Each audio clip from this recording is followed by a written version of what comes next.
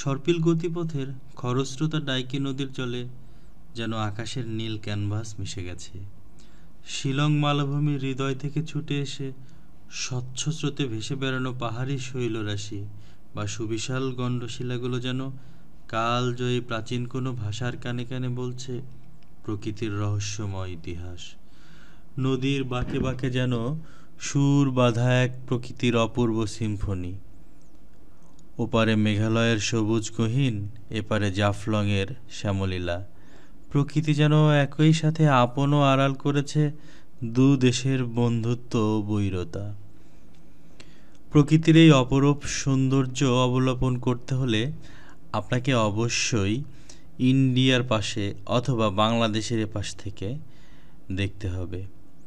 তাই তো আমাদের বাংলাদেশ থেকে প্রতি বছর লক্ষ লক্ষ মানুষ সিলেটে আসে জাফলংয়ের ডাইকি নদী এবং জাফলং ও মেঘালয়ের সৌন্দর্য উপভোগ করার জন্য।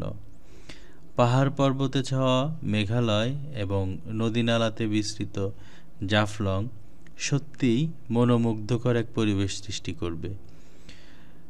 পাহাড়ি ঢাল বেয়ে আসা জলরাশিতে স্বচ্ছ পানিতে সাদা নীল লাল কালো হলুদ পাথরগুলো মানুষের হৃদয় স্পর্শ করে। পাথরগুলোর মধ্যে যেন এক ভিন্ন রকম অনুভূতি মানুষ খুঁজে পায়।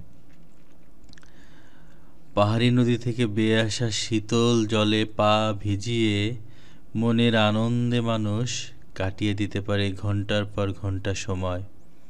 প্রকৃতি সত্যি বড় অদ্ভুত, প্রকৃতি সত্যি বড় মায়াবী, প্রকৃতি সত্যিই বড় সুন্দর।